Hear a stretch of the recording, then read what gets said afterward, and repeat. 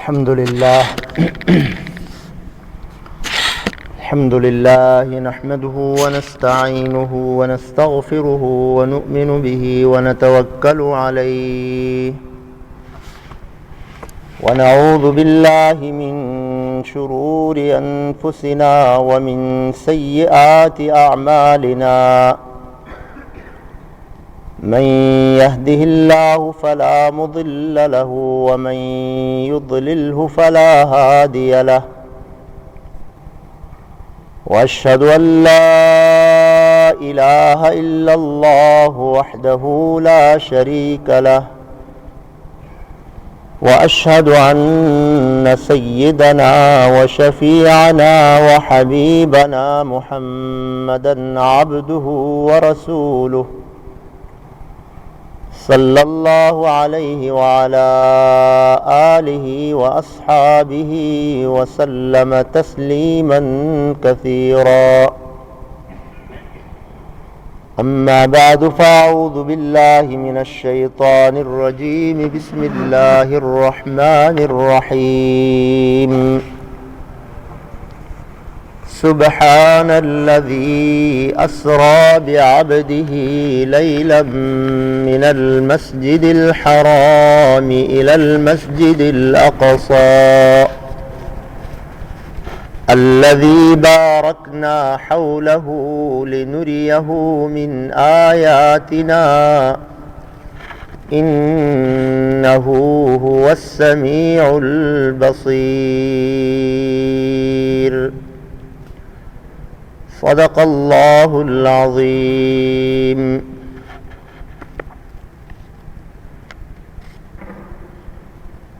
محترم گرامی قدر سامعین،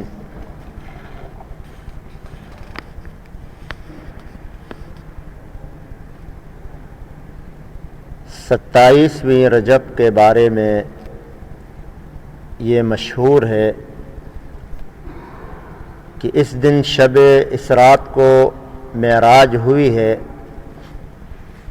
یعنی یہ شب معراج ہے. اور اس حوالے سے لوگوں کے درمیان خاص قسم کے معمولات، خاص قسم کی عبادات اور عبادات کے اندر خاص قسم کا ایک طریقہ کار مروج ہے. اور اس کے علاوہ مختلف لوگوں کے مختلف کنسپٹ ہیں اس رات کو منانے کے حوالے سے. نماز کی مختلف رکعتیں اور رکعتوں کے اندر تلاوت کی مختلف صورتیں، اور پھر مساجد کے اندر چراغاں کرنا، مساجد کو روشن کرنا، لائٹنگ کرنا، اور پھر اس طرح کی کچھ شکلیں عبادات کے حوالے سے ہمارے معاشرے میں رواج پذیر ہیں. جو بات اس حد تک مشہور ہو جاتی ہے اور بہت سے لوگوں کا معمول بن جاتا ہے، اس ظاہری معلومات کے خلاف کچھ کہنا تو بڑا مشکل ہے، لیکن سچ اور حق بات کہے بغیر بھی رہا نہیں جا سکتا، تاکہ جو اہل حق ہیں، جو صحیح طور پر قرآن و سنت کے عاشق ہیں، قرآن و سنت کے متبع ہیں، ان کے سامنے ہماری عبادات، ہمارے معمولات اور ہماری وہ باتیں جس کو ہم شریعت کی روشنی میں کرنا چاہتے ہیں، اس کی صحیح کیفیت سامنے آ جائے. سب سے پہلی بات یہ ہے کہ شب معراج 27ویں رجب کو ہے بھی یا نہیں، اسی میں اختلاف ہے. آپ حیران ہوں گے کہ مختلف اقوال، مختلف روایات موجود ہیں، اور وہ اس لیے کہ آپ صلی اللہ علیہ وسلم نے اس رات کو منانے کا ایسا کوئی اہتمام نہیں فرمایا. تقریباً آپ کے تشریف لے جانے کے بعد 100 سال تک صحابہ کرام میں سے کچھ حضرات اور پھر ان کے تابعین اور پھر ان کے ماننے والے موجود رہے، تو اس زمانے میں اس رات کو اس انداز میں منانے کا رواج نہیں تھا، اس لیے لوگوں نے اس رات کو کاؤنٹ کرنے کا اتنا اہتمام بھی نہیں فرمایا۔ چنانچہ آج کل جو کیفیت ہمیں نظر آتی ہے اس رات کے منانے کے حوالے سے، تو اس کو سامنے رکھ کر ہمیں ہمارے ذہن میں شاید یہ بات آتی ہوگی معاذ اللہ کہ صحابہ کرام کو اس رات کی اہمیت کا اندازہ نہیں تھا، یا پھر ان کو عبادات کا ایسا شوق نہیں تھا جو ہمارے اندر ہے۔ کیا کوئی صحیح متبع سنت اور متبع شریعت آدمی یہ بات کہہ سکتا ہے؟ ہم تو کیا عبادت کر سکتے ہیں صحابہ کرام کے مقابلے میں؟ وہ تو آپ صلی اللہ علیہ وسلم کی ہر سنت پر مر مٹنے کے لیے تیار تھے، اور انہوں نے قربانیاں دی ہیں، اور ان کا مشن یہ تھا کہ ہم مٹیں تو مٹیں لیکن آپ صلی اللہ علیہ وسلم کی کوئی سنت نہ مٹے۔ ایسے محافظ تھے آپ کی سنتوں کے۔ تو پھر اتنی اہم رات، اس کی اگر کوئی اہم عبادت ہوتی روزے کے حوالے سے، عبادت کے حوالے سے، تو صحابہ کرام کیسے اس کو چھوڑنے والے ہوتے؟ تو پتہ یہ چلا کہ یہ ہماری زیادتیاں ہیں، صحابہ کرام نے اس کو اہمیت نہیں دی، اس لیے کہ اس کی کوئی اہمیت اس حوالے سے نہیں ہے۔ ہمارے ہاں یہی اہمیت رہ گئی ہے کہ بس چند معمولات کر کے، اور وہ معمولات بھی بدل گئے۔ آپ نے دیکھا ہوگا کہ شب معراج کے حوالے سے نعتیں ہی آپ کو سننے کو ملتی ہیں، نعتیں پڑھنے کا اہتمام کیا جاتا ہے، بڑے بڑے نعت خوانوں کو بلایا جاتا ہے، اور پھر نعتیں پڑھی جاتی ہیں، اور سمجھا جاتا ہے کہ جی ہم نے شب معراج منا لیا۔ تو بہرحال یہ ان کا اپنا طریقہ ہے، اور اس بارے میں ایک شعر میرے سامنے آ رہا ہے کہ یہ امت روایات میں کھو گئی، یہ امت روایات میں کھو گئی، حقیقت خرافات میں کھو گئی۔ قرآن کریم کے اندر اس رات کے حوالے سے ایک مکمل سورت کا نام موجود ہے، اور اس سورت کی ابتدائی آیات میں اللہ تعالیٰ نے اسی واقعہ معراج کو بیان فرمایا ہے۔ اس کے جو صحیح پہلو ہمارے سامنے آتا ہے، ہم اس پر انشاءاللہ بات کریں گے، اور اسی کو آپ کے سامنے وضاحت کے ساتھ پیش کریں گے۔ ٹھیک ہے، تاریخی روایات میں 19-20 ہو سکتا ہے، لیکن جو مستند تفاسیر کے اندر بات موجود ہے، مستند احادیث کے اندر موجود ہے ہمارے سامنے، تو وہی بات قابل عمل ہے، اور اسی پر ہم انشاءاللہ عمل کریں گے۔ تو اللہ تعالیٰ نے اس کا تذکرہ فرمایا سورہ بنی اسرائیل کے شروع میں، اور اس کا نام ہی سورہ اسراء ہے، سورۃ الاسراء۔ اسراء کے معنی ہے، ایک ہے اسراء اور ایک ہے معراج۔ تو اسراء کا مطلب ہے رات کے سفر کو اسراء کہا جاتا ہے، اور چونکہ آپ صلی اللہ علیہ وسلم کا مسجد حرام سے لے کر بیت المقدس کا جو سفر ہے یہ رات کے وقت ہوا ہے، اور پھر وہاں سے آسمانوں پر جانے کا جو سفر ہے چڑھنے کا، اس کو معراج کہا جاتا ہے۔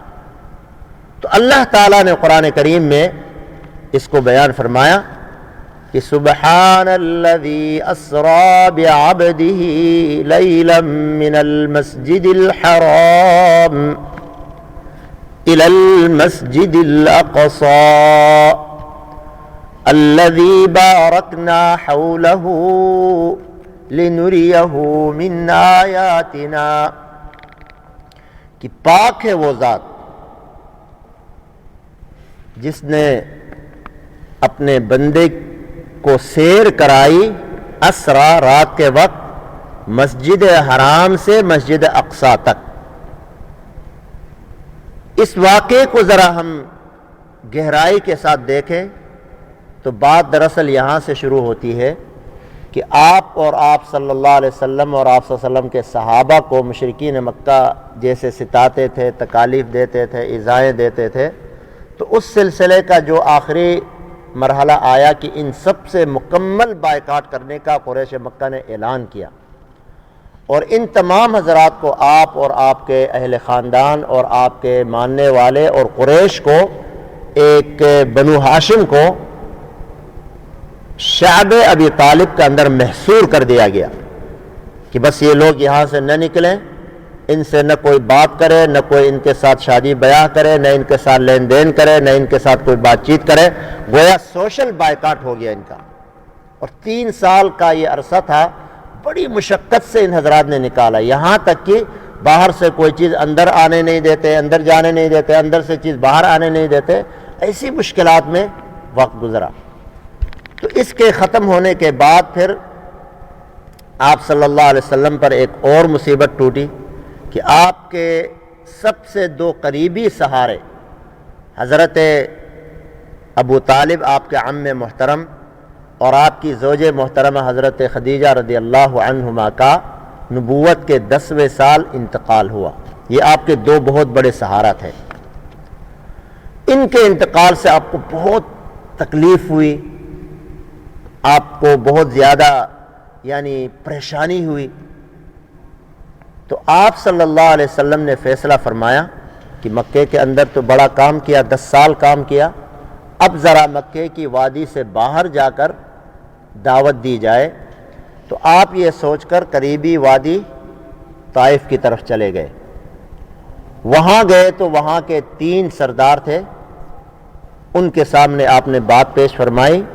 تو ان بدبختوں نے بجائے اس کے کہ عرب کے رسم و رواج کے مطابق کسی مہمان کی ضیافت کی جاتی، ان کا احترام کیا جاتا، ان کی بات کو تسلی سے سنا جاتا، ان لوگوں نے آپ کی بات نہیں مانی اور آپ کو یہاں سے نکلنے پر مجبور کر دیا۔ اور صرف اور اتنا ہی نہیں، بلکہ آپ کے پیچھے شریر بچوں کو لگایا کہ جنہوں نے آپ پر پتھر برسائے، آپ کے پیچھے تالیاں بجائیں، اور پھر اتنے پتھر برسائے کہ آپ کے جسم مبارک سے خون نکلا اور آپ کے جوتے خون سے بھر گئے۔ آپ ہیں اور آپ کے ساتھ آپ کا خادم حضرت زید بن حارثہ ہے، آپ کا غلام، یہاں سے نکل کر راستے میں عتبہ اور شیبہ کا باغ پڑتا تھا، وہاں یہ دونوں حضرات ٹھہرے اور آپ صلی اللہ علیہ وسلم نے ایک دعا کی۔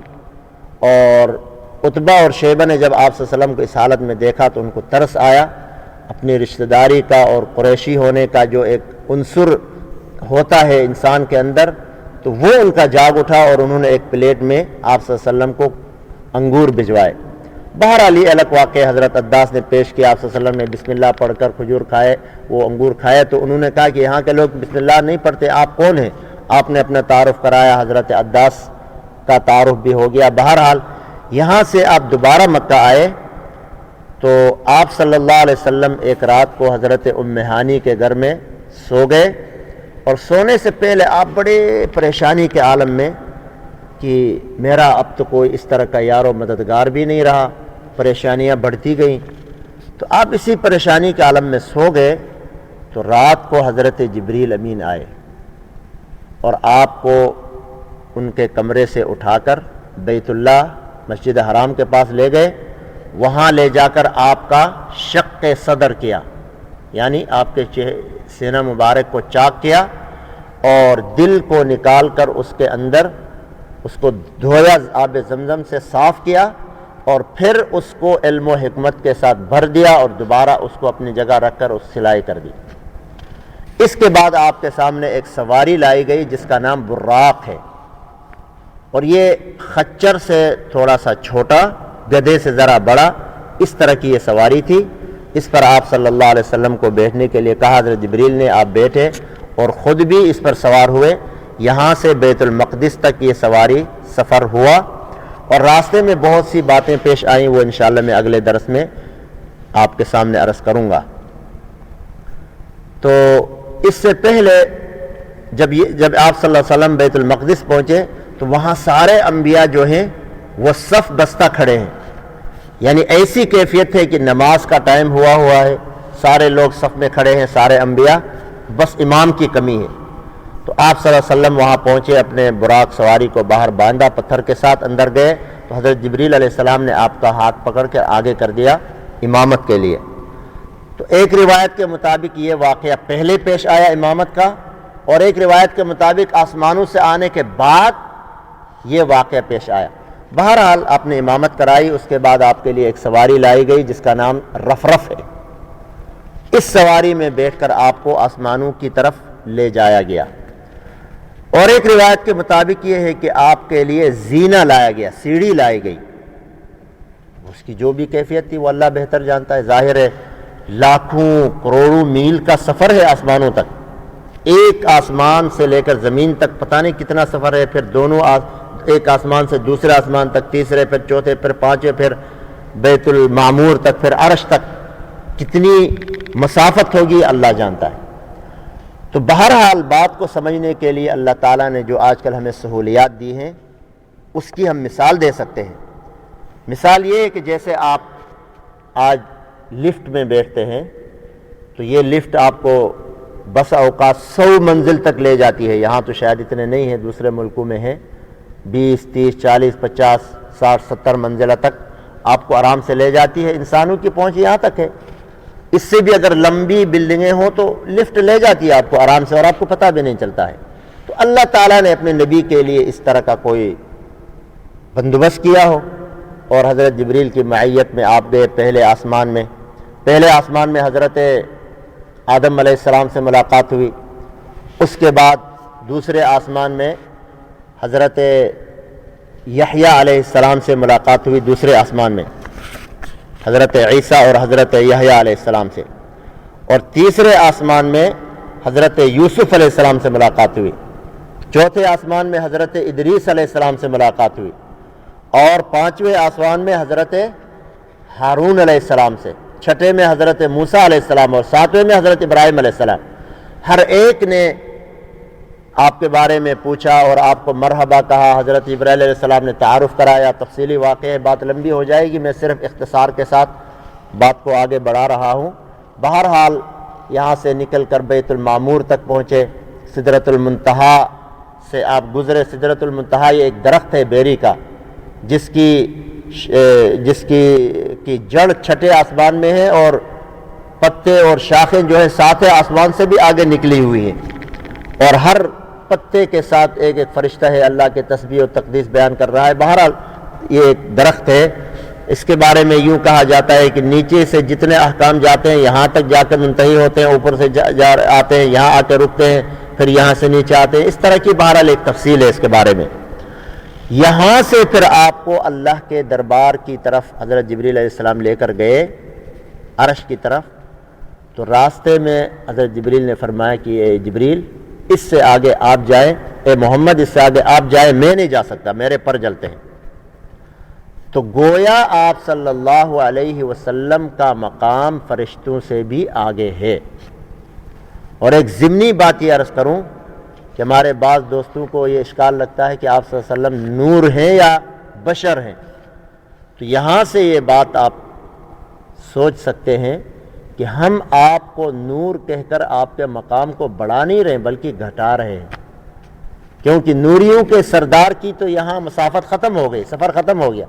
اس سے آگے انہوں نے معذرت ظاہر کی، لیکن سید البشر جو ہیں، بشر کے جو سردار ہیں، ان کو اللہ تعالیٰ نے اور آگے بلایا اپنے قرب میں، فرمایا یا حبیبی ادن منی، میرے قریب ہو جا۔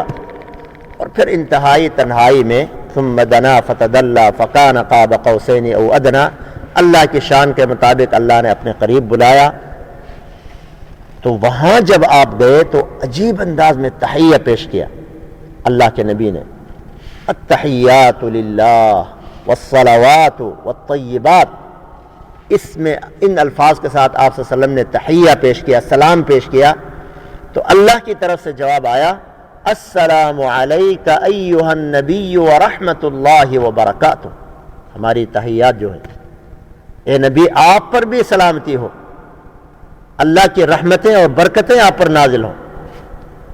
جب اللہ کے نبی نے دیکھا کہ اللہ نے سلام بھیجا اور اتنے پیارے اور اچھے الفاظ میں، تو قربان جائے اس نبی پر کہ اپنی امت کو بھی یاد فرمایا یہ اتنے عظیم الشان الفاظ سے میرا استقبال ہو رہا ہے، امت کو بھی یاد کیا جائے. فرمایا السلام علینا وعلی عباد اللہ الصالحین، کہ اس سلام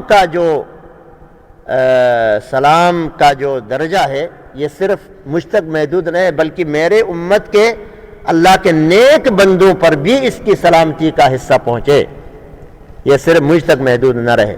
فرمایا ہم سب پر سلامتی ہو، اللہ کے نیک بندوں پر بھی خاص طور پر ہو. بہرحال یہاں ایک مسئلہ یہ نکلتا ہے کہ آپ صلی اللہ علیہ وسلم کو اللہ تعالیٰ کا دیدار اور رؤیت ہوئی یا نہیں، اس میں بڑا اختلاف ہے. بہرحال ہوئی یا نہ ہوئی، اس طرف بھی صحابہ ہیں، اس طرف بھی صحابہ نے فرمایا ہو گئی، بعض نے فرمایا نہیں ہوئی. حتیٰ کہ آپ صلی اللہ علیہ وسلم نے خود بھی ایک جگہ فرمایا کہ انکم لن تروا ربکم حتی تموتوا، موت سے پہلے اپنے رب کو نہیں دیکھ سکتے. بعض نے فرمایا نہیں، اللہ نے جب اتنا دور بلایا تو اپنی رؤیت سے بھی آپ کو مستفید کرایا. یہ بہرحال اختلاف ہوا ہے. لیکن جو علماء فرماتے ہیں کہ رؤیت نہیں ہوئی، وہ فرماتے ہیں کہ دنیا میں کوئی اللہ تعالیٰ کی رؤیت کر ہی نہیں سکتا. حضرت موسیٰ علیہ السلام سے ہم کلامی ہوتی تھی اللہ تعالیٰ کی اکثر و بیشتر، تو حضرت موسیٰ علیہ السلام نے ایک دفعہ تمنا ظاہر کی کہ بات تو ہوتی ہے، کبھی اللہ کو دیکھا نہیں، تو چاہت ظاہر کی یا اللہ میں آپ کی دیدار کرنا چاہتا ہوں. اللہ تعالیٰ نے فرمایا کہ لن ترانی، موسیٰ مجھے نہیں دیکھ سکو گے. تو موسیٰ علیہ السلام نے کہا کہ یا اللہ مہربانی کر دیجئے، دیکھا دیجئے ایک جلوہ. فرمایا اگر یہ بات ہے تو پھر انظر الی الجبل، اس پہاڑ کو دیکھو.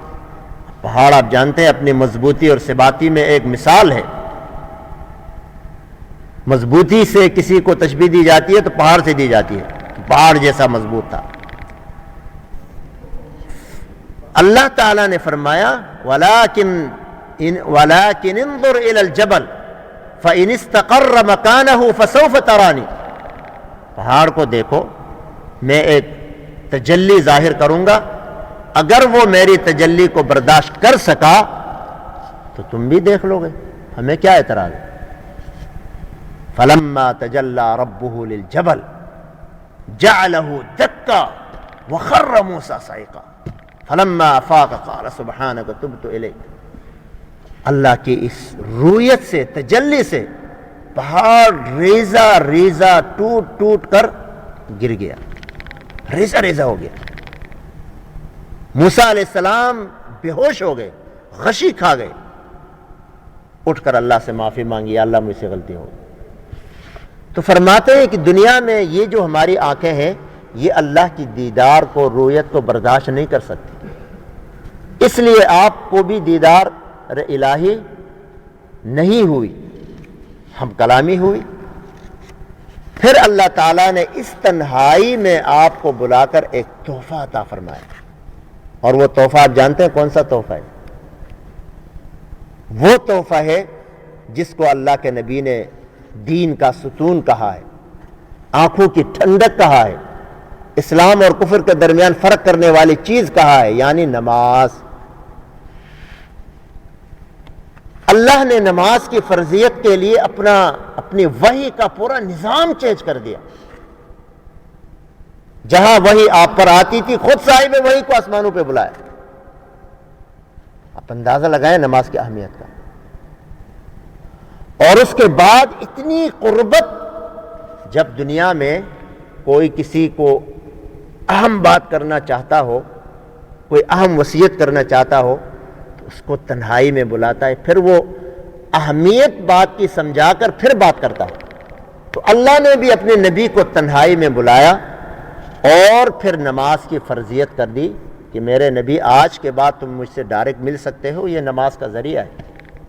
50 نمازیں فرض کر دی. آپ صلی اللہ علیہ وسلم خوشی خوشی آئے، حضرت موسیٰ علیہ السلام پر سے گزر ہوا، پوچھا محمد کیا تحفہ لائے امت کے لیے؟ فرمایا نماز ہے. فرمایا پوچھا کتنی؟ فرمایا کہ 50 نمازیں. حضرت موسیٰ علیہ السلام نے فرمایا کہ اے محمد، مجھے اپنی امت سے بڑا کڑا تجربہ ہے، آپ کی امت 50 نمازیں نہیں پڑھ سکے گی، جاؤ کم کراؤ. آپ صلی اللہ علیہ وسلم گئے، 5 نمازیں کم ہوئی. پھر آئے، پوچھا کتنی رہ گئیں؟ فرمایا 45۔ کہا اور کم کراؤ۔ اس طرح ہوتا رہا، آپ نے 45 چکر لگائے، اندازہ لگائے، آخر میں 5 رہ گئی۔ حضرت موسیٰ نے کہا اور کم کرائیں، آپ صلی اللہ علیہ وسلم نے کہا بس آگے مجھے شرم آئی۔ تو اللہ کی طرف سے یہ اعلان ہوا کہ ہیں تو یہ 5 لیکن جو ان کو پڑھے گا اس کو 50 ہی کا ثواب ملے گا۔ کبھی کبھی ذرا میں سوچتا ہوں کہ اگر ہم پر 50 ہی نمازیں فرض ہوتی تو خاص طور پر مغرب کی نماز ہماری ختم نہ ہوتی، عشاء شروع ہو جاتی، عصر ختم نہ ہوتی، اوپر سے مغرب شروع ہوتی، تو مطلب یہ کہ پھر مسجد میں ڈیرا ڈالنا پڑتا ہم سب کو۔ تو اس وقت ہمارے لوگوں کی کیا حالت ہوتی جن سے 5 نمازیں نہیں پڑھی جاتی، اور وہ بھی مغرب میں 3 ہی رکعتیں ہیں، فجر میں 2 رکعت فرض ہیں، زیادہ سے زیادہ 4 رکعتیں، 10 منٹ کا کام ہے۔ اس کے لیے بھی ہمارے لوگ آج تیار نہیں ہیں۔ تو بہرحال آپ صلی اللہ علیہ وسلم تشریف لائے، جب مکے میں آئے تو دیکھا جس بستر سے آپ اٹھ کر گئے وہ ابھی تک گرم ہے۔ نکلتے وقت دروازہ کنڈی ہل رہی تھی، وہ اسی طرح ہل رہی تھی۔ تو ایک عالم نے فرمایا کہ جیسے ہماری گھڑیاں چلتی ہیں، ابھی جیسے ٹائم ہوا ہے ہمارے گھڑی میں 45، 9:08 تقریباً، تو یہ سمجھیں کہ اب یہ 43، بلکہ اس 43 میں جب 43 بج گئے ہیں تو اس میں سے سل نکال دیں، ایک دن کے بعد وہ سل ڈال دیں تو 43 سے آگے گھڑی کام کرے گی، 8:43 سے ہی آگے کام کرے گی، کیونکہ اس پہ رک گئی ہے۔ تو اللہ تعالیٰ نے جو اپنا نظام تھا، نظام میں سے چلنے کی وہ کا آرڈر نکال دیا، وہ سل نکال دیا، دنیا ادھر ہی رک گئی۔ اب اس میں کتنا عرصہ لگ گیا؟ ظاہر ہے مسجد حرام سے مسجد اقصیٰ تک، مکہ سے لے کر بیت المقدس تک، فلسطین تک کتنا سفر ہے بیچ میں۔ پھر آسمانوں کا سفر تو کوئی سوچ ہی نہیں سکتا ہے، پھر جانا آنا۔ میں کہتا ہوں صرف وہ حضرت موسیٰ علیہ السلام سے لے کر چھٹے آسمان سے لے کر اللہ تعالیٰ تک جو آپ صلی اللہ علیہ وسلم کے آنے جانے کے چکر ہوئے ہوں گے، اس میں ہی کتنا ٹائم لگا ہوگا۔ یہ سارا سفر ہوا، اس میں ٹائم تو لگ گیا ہوگا۔ پھر بیچ میں بڑے واقعات آپ کو نے دکھائے گئے، جنت کی سیر کرائی گئی، جہنم کی کرائی گئی، بڑے بڑے واقعات دکھائے گئے۔ میں آپ کے اگلے انشاءاللہ اتوار کو آپ کے سامنے یہ باتیں عرض کروں گا۔ تو ٹائم تو لگ گیا، لیکن اللہ نے زمین کی نظام کے حرکت کو روک لیا۔ جب آپ واپس آئے تو وہاں سے آگے بات پھر دوبارہ حرکت شروع ہو گئی۔ تو آپ آئے اور آ کر صبح ہوئی، فجر کی نماز کے بعد حضرت ام ہانی کو اور گھر والوں کو واقعہ بتایا کہ اس طرح میں رات کو گیا تھا، پھر آ گیا۔ انہوں نے کہا یہ بات باہر نہ بتائیں، لوگ آپ کی تکذیب کریں گے، کہیں گے کہ جھوٹا ہے، جھوٹ بول رہا ہے، کیونکہ ایسا ہو ہی نہیں سکتا ہے۔ اب اس زمانے میں جہازوں کا، راکٹوں کا یا اس طرح کے ان کا زمانہ تو تھا نہیں کہ ہم کہیں یہ راتوں رات گئے اور واپس آ گئے۔ گھوڑوں کا، اونٹوں کا، خچروں کا، گدھوں کا سفر ہوتا تھا، تو اس میں تو یہ ممکن ہی نہیں تھا۔ بہرحال آپ نے بتا دیا لوگوں کو، اب لوگوں کو موقع مل گیا کہ یہ دیکھو یہ تو پاگل ہے، یہ کیسے ہو سکتا ہے کہ ایک ہی رات میں اتنا لمبا سفر کر کے واپس بھی آ گئے۔ ابو جہل کو موقع ملا، دوڑتے دوڑتے ابو بکر رضی اللہ عنہ کے پاس گئے، کہا کہ کیا یہ ہو سکتا ہے کہ ایک آدمی ایک ہی رات میں مکہ سے بیت المقدس جائے فلسطین، وہاں سے آسمانوں پر جائے، پھر واپس آئے اسی رات؟ کہا بظاہر تو ناممکن ہے۔ پھر کہنے لگا تمہارا جو دوست جس کی تم اندھی تائید کرتے ہو، اندھی تقلید کرتے ہو، اسی نے تو یہ کہا ہے۔ اچھا میرے دوست محمد نے یہ کہا ہے؟ ہاں۔ انہوں نے کہا پھر تو سچ ہی کہا ہے، کیونکہ محمد صلی اللہ علیہ وسلم لا یقول الا صدقا، آپ تو سچ کے علاوہ کچھ کہتے ہی نہیں، تو آپ نے کہا ہے تو پھر سچ ہی کہا ہوگا۔ تو اس سے آپ کا نام، یہی سے آپ کا نام لقب صدیق پڑ گیا، ابو بکر صدیق۔ تو بہرحال آپ صلی اللہ علیہ وسلم کا یہ سفر ہوا، آپ کو بڑی تکالیف سامنے آئی تھی، بڑی پریشانیاں آئی تھیں، تو ان کو دھونے کا اور ان کے مداوات کا سوائے اس کے اور کوئی راستہ نہیں تھا، تو اللہ تعالیٰ نے اپنے پاس بلایا، ہم کلامی سے نوازا، اس کے بعد یہ انبیاء کو امامت کرائی۔ تو اس کے اندر بڑی بڑی حکمتیں اس سفر میں سامنے آئیں۔ ایک تو یہ حکمت آپ اس سفر میں یہ حکمت آئی کہ اللہ تبارک و تعالی نے اپنے نبی کے ساتھ بلا واسطہ گفتگو کی۔ پہلے تو حضرت جبریل کے ذریعے ہوتی تھی، آپ صلی اللہ علیہ وسلم کو اللہ نے بلایا، ڈائریکٹ ہم کلامی ہوئی۔ دوسری حکمت یہ علماء نے لکھی ہے کہ ملائکہ کو آپ صلی اللہ علیہ وسلم کا دیدار کرایا گیا۔ اوپر آسمانی جو ملائکے ہیں، ظاہر ہے سارے تو زمین پر نہیں آتے ہیں، جن جن کی ڈیوٹی لگتی ہے وہ نیچے آتے ہیں، تو ملائکہ جو آسمانوں پر تھے ان کو آپ کا دیدار کرایا گیا۔ نمبر 3 یہ ہے کہ فرشتوں پر آپ صلی اللہ علیہ وسلم کی برتری ظاہر کرائی گئی، اللہ تعالیٰ نے یہ برتری ظاہر کرائی۔ اور نمبر 4 یہ ہے کہ اس سے آپ صلی اللہ علیہ وسلم کی دلجوئی ہو گئی کہ اللہ نے اپنے پاس بلایا، تسلی دی، اور سارے پرانے جو غم اور تکالیف تھے سب دھل گئی۔ اور پھر کفار مکہ کی شرمندگی ظاہر ہوئی کہ جو آپ صلی اللہ علیہ وسلم سے بغض رکھتے تھے، آپ کے ساتھ اچھا رویہ نہیں رکھتے تھے۔ چنانچہ جب یہ واقعہ ہوا تو انہوں نے کہا اچھا اگر آپ بیت المقدس سے ہو کر آئے ہو تو بتاؤ کہ بیت المقدس جو ہے اس کے کتنے دروازے ہیں، کتنی ستونیں ہیں، کتنی کھڑکیاں ہیں، یعنی عجیب و غریب سوالات کیے۔ اب ہم کتنے عرصے سے یہاں آتے ہیں، سال تو ہو گیا کم از کم، ہمیں کوئی باہر پوچھے کہ بتائے فلاں مسجد میں کتنے ستون ہیں تو ہمیں پتہ نہیں ہے، کون گنتا ہے، اس طرح توجہ ہی نہیں جاتی۔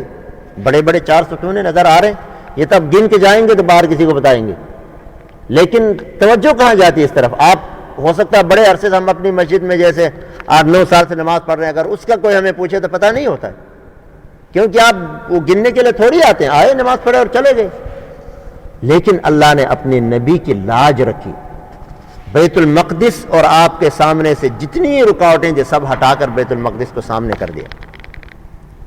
اب جو سوال پوچھتے ہیں آپ دیکھ کر بتاتے ہیں کہ بھائی یہ دروازے ہیں، اتنے دریچے ہیں، اتنے یہاں کھڑکیاں ہیں، اب سامنے نظر آ رہے ہیں۔ اب کوئی پوچھے آپ میں سے تو میں بتا سکتا ہوں کہ اتنے فانوس ہیں اور اتنی لائٹیں ہیں، ٹھیک ہے تھوڑی دیر لگے گی لائٹیں گننے میں، لیکن بتا تو سکتا ہوں نا۔ تو آپ صلی اللہ علیہ وسلم کے سامنے کر دیا، اور اب وہ جو پوچھتے ہیں آپ بتاتے ہیں، تو اس کی بڑی رسوائی ہو گئی مشرکین مکہ کی، بڑی شرمندگی ہوئی ان کو۔ تو اس طرح اللہ تعالیٰ نے اپنے نبی کی برتری ان پر ظاہر کر دی۔ اب اس سفر میں بڑی بڑی باتیں سامنے آئی ہیں جنت اور جہنم کے حوالے سے، اور پھر بہت سے لوگوں کے اعمال کے حوالے سے ان کا انجام دکھایا گیا، وہ سامنے آیا۔ انشاءاللہ وہ بڑی حکمتیں ہیں، وہ آپ کے سامنے اگلے بیان میں عرض کروں گا۔ کوشش کریں کہ بیان کو مس نہ کریں، یہ میں بار بار آپ سے ریکویسٹ کرتا ہوں۔ میرا چلو کہنے کا فائدہ ہے، سبق کے یاد ہو جاتا ہے، لیکن آپ کا بھی فائدہ ہے۔ اور دوسری گزارش میری یہ ہوتی ہے اور رہی ہے، اور ابھی پھر عرض کرتا ہوں، اعادہ کرتا ہوں کہ اس موضوع کو آپ پڑھیں، کیونکہ امت بڑی خرابیوں میں مبتلا ہے۔ آپ تحقیق کریں، تفاسیر پڑھیں، سیرت میں موجود ہے، آپ پڑھیں اس موضوع کو، اچھی تواریخ کو پڑھیں، تفاسیر کو پڑھیں، سارا واقعہ موجود ہے۔ پھر ان غلطیوں کا ہم سب مل کر اگر غلطیوں کا ازالہ کرنا چاہیں تو کر سکتے ہیں۔ میرے ایک آدمی کا کام نہیں ہے، آپ میں سے کسی ایک کا کام نہیں ہے، ہم سب کا اجتماعی کام ہے۔ اور پھر وہی بات کہ آپ کی جس سے ہمدردی ہے، محبت ہے، ان کو ان جیسے بیانوں میں لے کر آؤ، یہی آپ کا احسان ہوگا ان پر، یاد دہانی کراؤ۔ اور پھر سمجھو کہ ایک سبق ہے، ایک پورے ہفتے کا ایک موضوع جو میں سلیکٹ کرتا ہوں، وہ کوئی عام موضوع نہیں ہوتا ہے، بڑا حکمت والا موضوع ہوتا ہے۔ اس میں ہم سب کے لیے یا تو دینی دنیاوی دونوں قسم کا، یا اخروی ہمارا فائدہ ہوتا ہے، یا کوئی اس میں بڑی یعنی ہمارے دین سے متعلق باتیں ہوتی ہیں آپ کے سامنے عرض کی جاتی ہیں۔ تو آپ اس کو پورا ہفتہ اسٹڈی کریں، مطالعہ کریں، پڑھیں، تاکہ اس طرح علم کے اندر آہستہ آہستہ اضافہ ہوتا جائے گا۔ ایک وقت آئے گا کہ انشاءاللہ ہمارے پاس بہت ساری دینی معلومات ہوں گی۔ اللہ تعالیٰ سے دعا ہے کہ اللہ تعالیٰ مجھے اور مجھے کہنے سے زیادہ، آپ کو سننے سے زیادہ عمل کی توفیق عطا فرمائے۔ اللہم لک الحمد کما ینبغی لجلال وجہک وعظیم سلطانک، لا الہ الا اللہ وحدہ لا شریک لہ لہ الملک ولہ الحمد وہو علی کل شیء قدیر اللہم احسن عاقبتنا فی الامور کلہا واجرنا من خزی الدنیا وعذاب الآخرہ۔ الہ العالمین جو کچھ کہا سنا عمل کرنے کی توفیق عطا فرما۔ الہ العالمین ہمیں معراج کے واقعے کے اندر جتنی حکمتیں ہیں اس سے ہمیں الہ العالمین پوری طرح اثر لینے کی توفیق عطا فرما۔ الہ العالمین اس کے اندر جتنی باتیں سامنے آئی ہیں پروردگار ہر اچھی بات سے ہمیں فائدہ اٹھانے کی، ہر بری بات سے ہمیں الہ العالمین ہر بری بات سے ہمیں حفاظت فرما اور اچھی بات پر عمل کرنے کی توفیق عطا فرما، اور ہر اچھی بات سے اثر لینے کی اور بری بات سے عبرت لینے کی ہمیں توفیق عطا فرما۔